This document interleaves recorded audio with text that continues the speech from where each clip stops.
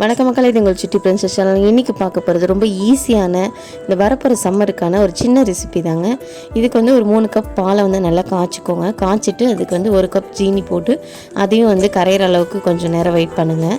அது காய்ஞ்சதுக்கப்புறம் custard powder வந்து 3 teaspoon போட்டு அதில் ஒரு 100 ml பால் ஊற்றி நல்லா கரைச்சிக்கோங்க.